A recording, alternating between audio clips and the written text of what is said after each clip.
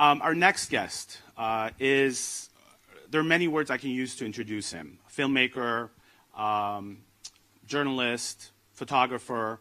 But really, what Eric Nazarian does is storytelling. He does storytelling in a way that transcends boundaries, cultural, intellectual, but most importantly, at least from a personal perspective, he transcends the boundaries of mind and heart. He draws you into his stories. So I'd like to invite Eric to draw us into his story now.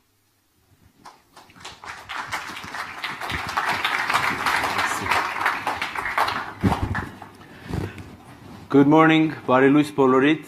Good morning. Thank you for everybody being here. I'm gonna try and not look too much at my home office here, but I just want to begin first and foremost. Ամենախորին շնորհակալություններս, my deepest thanks to the Armenian Institute, to Salpi Ghazarian, to this incredible, overdue, necessary, fundamental Innovate Armenia that is something that Armenians have been doing for thousands of years. But now we've come to a place where we're creating this hub, this brain trust, this culture trust on this beautiful campus. So thank you, Salpi Jan. This is really a gift, and I'm very, very blessed to be here. One of the main reasons is also because I'm a diehard gung-ho Trojan for life, and this campus right here, it's so funny, you know, you try to tell stories. My whole life is trying to make images and braid narrative. And there's things that happen to me on the journey that I'm baffled by. 18 years ago, this is the building where I took my first screenwriting class, right upstairs. Mark Taper Hall of Humanities, second floor. And this campus is very, very dear to me. Some of the best years of my life. 2 years of insane 24/7 filmmaking, shooting, cinematography, editing, sound design. Andrei Tarkovsky, Parajanov, John Ford, Steven Spielberg. This campus was my home. And in this home, I was blessed with the time and the alchemy of some people who started out as friends, but who became my blood brothers and sisters for life. And to begin with, starting with my late beloved father, Eric Nazarian, who carried in him the stories of Charlie Chaplin from Tehran to Soviet Armenia to Russia to Moscow, Rome, Columbus, Ohio, Lake Charles, LA. Movies is my religion. I have no other. And this was the best place to study that religion. We were monks with cameras and tons of Marlboro lights and a lot of Starbucks coffee stained on the grounds right here. There's skeletons buried here. So on that note, I really want to welcome someone who is a family member to me, who's here with me today, who was so gracious to come with me. And that is my third grandfather, my cinematography professor, my cinema professor, a man who has been through there with me and my family through thick and thin. And that is my beloved Professor Woody Omens, ASC, who's here today.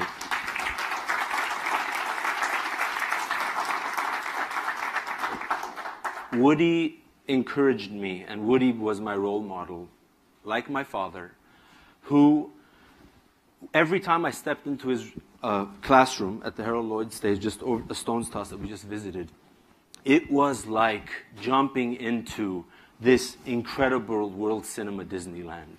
There were no borders. There was no boundaries. Your imagination was king. Your imagination was your monk. Your imagination was the only limit to freedom that you had. And the encouragement of an imagination in an academic institution is one of the fundamental things that was ever blessed to me by this man who, before I get into the most important lesson of many that Woody taught me over the years, I just kind of want to roll back to, preparing for this talk. And one of the key things as I was preparing for this talk was I'm like a neophyte Google researcher. So I was like, I love the origins of things, whether it's cinema, whether it's art, whether it's the mystery of human life, whatever it is. So I just Googled the word innovate and dictionary. What does it mean? And one dictionary describes it as to introduce something new, make changes in anything established. And the accent here that I love is on new and on changes. Then I said, all right, let me Google the history of innovation. And basically, when I hit enter, it took me to an article in The Atlantic that basically claimed that over the centuries, back in 1548, in England, King Edward VI issued a decree, a proclamation against those that doth innovate. The concept of innovation was a sin. You were not supposed to question. You were supposed to swallow what was given to you and shut up. That is how society and empires have run civilizations. So this issue was very heavily seated in the Latin word of innovatus, becoming, basically they would point at somebody and say, that's an innovator. And that person would be put on trial. 80 years after this decree by King Edward, a gentleman named Henry Burton, a Puritan who basically rebelled and started publishing and speaking out against the church and the state, basically was convicted of being an innovator. He was put into prison, but this is where fiction could never, I mean, this is all history. You can Google this man, you can research him on books, on treatises written by Canadian scholars. This guy's imprisonment wasn't enough. They chopped off 2 of his ears as eternal punishment. Henry Burton, fascinating. So basically, this was not the first time that a man sticking his neck out for new ideas was basically put to the knife. You start from Socrates, Galileo, Copernicus. 20th century is loaded with people that were killed for their ideas. And basically, from this 17th to 20th century, the world could not suppress the innovation of ideas, of technology, of art, of people, of mass migrations. And as a result of all this innovation, we ended up with the Industrial Revolution that started a revolution that I serve, the cause that I serve, which is cinema. And in the last decade of the 19th century, cinema was born out of an incredible journey of science, technology, photography, optics, etc., etc. 100 years later, at the end of the 20th century, the internet, one of the reasons why we're all here and know each other on Facebook when we're not talking on the phone, became the cinema of the end of the 20th century. So this phenomena really fascinates me. You know, even though Thomas Edison and Steve Jobs didn't get their ears lopped off and put into prison, they ultimately grew because of this unprecedented connection and evolution of technology and dreams and imagination, which then led to innovation. So what I'm going to do now is, back in film school, we used to watch a movie, and then we'd hear a lecture, and then we'd watch a movie. But I kind of want to jump off the cliff, and hopefully I won't be distracting your attention. But basically, I want to start this clip, gentlemen, if possible, of something that I think everybody should take a look at. It's an incredibly rare look at something that is quite fascinating, that majority of us didn't know about when we were growing up in the diaspora, or even in Armenia, because this was lost to the winds of time. It was lost to technology. It was lost to the impermanence of film stock. And it's a very important thing to watch and to know, because it is about the first time in the history of cinema where the concept of an Armenian was introduced to a mass audience in North America, of which then traveled throughout the world in tatters and forms, ultimately being this faithful journey. And this film you're about to watch is the fragments. It's not the full thing. It is Ravished Armenia. It is clips of a film made in the silent, 1918 it was made, based upon the horrific tragedy and incredible story of survival of Aurora Mardiganyan, born Arsha Louis Mardiganyan in Chemesh Getzak in Kharpert. This woman who survived rape, sexual violence, displacement, the mass murder of her entire family, who wound up from Kharpert to Antranik's troops, to Georgia, to Petersburg, to Oslo, to New York, to Los Angeles, hoping that she would find her sole surviving brother. These images that you're watching sometimes choke me up, because it's the first time that the concept of an Armenian was introduced to the world as a destroyed, starving, displaced, ruined, bastardized nation. And this was the first impression of thousands of years of history that images gave to the era of Charlie Chaplin, of Mary Pickford, of Douglas Fairbanks, of the masters of cinema. This is what was equated to being an Armenian in an era where horror and victims became their day's celebrities. And tragically, the story of Aurora Mardiganian is very unimaginable because she died the year I graduated high school. And then a book by the wonderful Anthony Slide came out the first year I started USC here. And it caused a lot of reflection for me because, to me, this film became a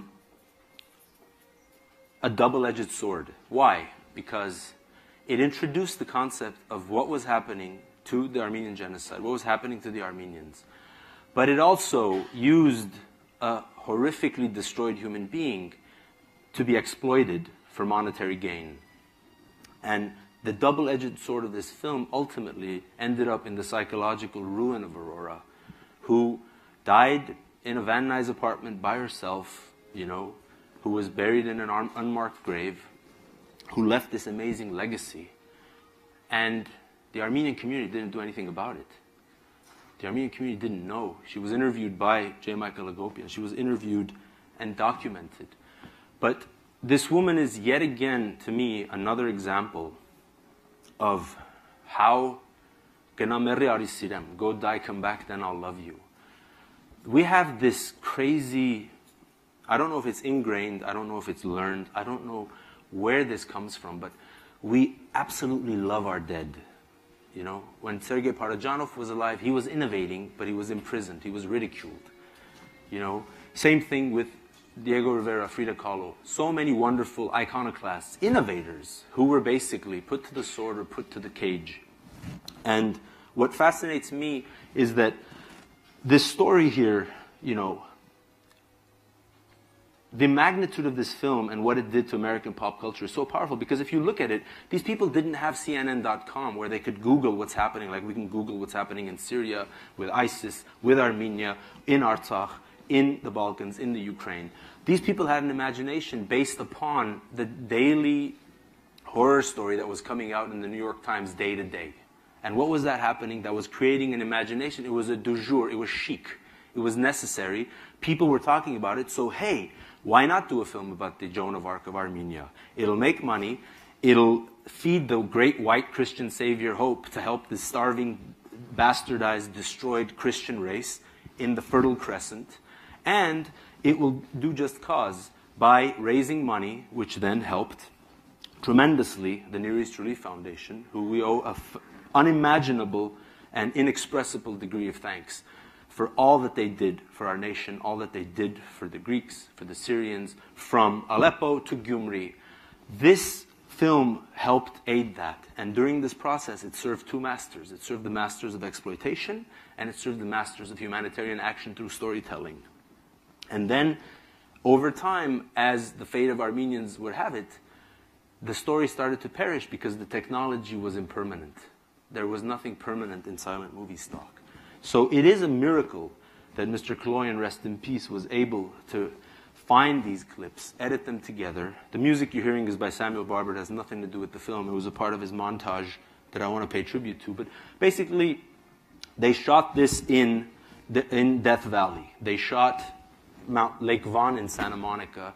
They shot Mount Baldy as Ararat, right here. Little do we know, 1 century later, the Armenian diaspora comes from there to here. How do you write that? How do you create that? How do you tell that? I mean, history is the greatest storyteller of all time. We are just minions. We just follow the lead. We hopefully do the justice to it. But in my research and discovering this film, I really realized an incredible sense of loss because I look at the history of what we've achieved. Mohan Govai was saying about, our history is not relegated to the genocide. The genocide is our biggest massive catastrophe. It is the cancer that eats us. But this is not the beginning or the end of our history. And just looking at the images of Greater Armenia, going from Greater Armenia to what we became in the 20th century as the Armenian question. What question? We're not a question mark, we're an exclamation point. How did we become a question, a plaything of empires to do as they did, of men in suits who sit in rooms and carve out tables and maps?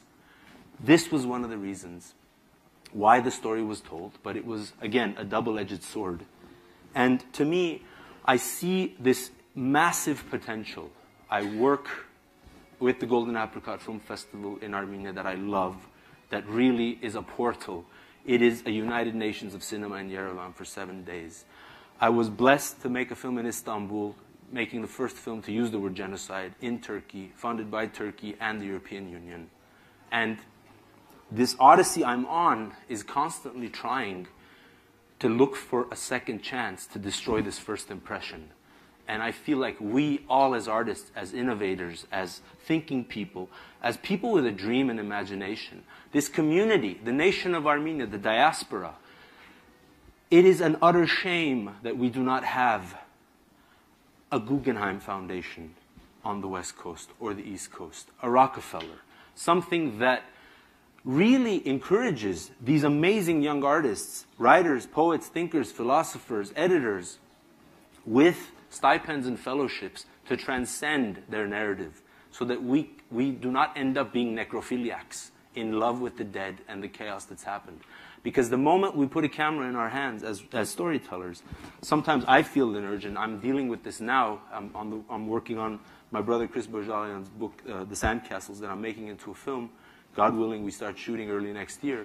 But there's this incredible insanity to constantly say, look what they did to us. And I've had to destroy that in my own complex and to try to find what it is that I'm seeking. And what it is I'm seeking goes back to my beloved Professor Woody's most important question that he taught me as a lesson in film school. And I've been asking myself this question for 16 years since I graduated. Regardless of history, regardless of cinema, regardless of art, everything that you can be learned. The most important thing that cannot be learned, that was a question that was posed to me by Woody, was the following. What is your time asking of you? What is your time asking of you? This was the question I asked when I went in search of Monty Melkonian in Artsakh. This was the question I asked when I went in search of Hrant Dink. This is the question I ask when I stare at old images of 1915 through 17 Aleppo, of these orphans that had walked in sunburned. What the hell am I doing? Why am I going to tell these stories? Why? Because there is catharsis in expression. And I think for 100 years we've been mourning the murder of our nation, starting on April 24th. All the writers and poets, all the names and the places and the faces, Siamanto, Grigor Zorab, Daniel Varujan, Komitas. These people were innovators. They imagined, they wrote, they walked the earth. They were troubadours like Sayat Nova, like Parajanov. What happened? We have spent 100 years mourning the murder of our culture. How much have we spent investing in our culture? How much have we spent transcending that sense of victimization? Because to end, I will never forget, about 15, 16 years ago, my counselor one time, he said, where are you from? Right here. And I said, I'm Armenian. He's like, oh yeah, the Armenians. Yeah, my mom always used to say, finish your food, the starving Armenians. Where did that come from? 16 years later, literally last year and a half ago, Haskell Wexler, the genius cinematographer of America, was here on campus screening America. And I asked him a question in public. I said, Mr. Wexler, the first hour of your film is about what happened to the Armenians at the end of the 19th century. Like, how did you prepare for that? I mean, it was so raw, it's so authentic, the churches. And he just completely, lovingly ignored my question. He said, the Armenians, he hugged me as I walked up to him, and he said, yeah, my mother always used to say, those starving Armenians. And so that was the history that had been relegated to. That is our history. That is what we must transcend now, because being an innovator means taking a hammer and smashing everything we've learned, taking our icons, our heroes, the Soroyans, the Varuzhans, the Parajanovs, using them as genuine fertilization to then jump off the cliff and possibly crash and burn, But if you do not dare to fail, we will get nowhere. So at the end of us, we want to be innovators, but also we don't want to get our ears cut off the way they cut Henry Burton's ears off. And the game has changed. Life has given it the full 360. And right now, I feel like these types of initiatives, these types of gatherings, it is up to each and every one of us to do our best work and to transcend what we've been given as a culture, what's been handed down to us, because we have a nation. We have something that at the end of the day is not replaceable, but it is losable. And we have to continue this tale, or else we will be in the same cycle of staleness, of indifference, and of sameness until the rest of time. But please ask yourself that question, what my beloved professor asked me, and what I go to bed every night asking myself. What is your time asking of you? And do it with passion. I'm not a lecturer, I'm not a mentor, but I am a dreamer, and I want to err on the side of dreaming out loud, and hopefully anything I've just said hopefully makes a shred of sense. Շատ շնորհակալ եմ.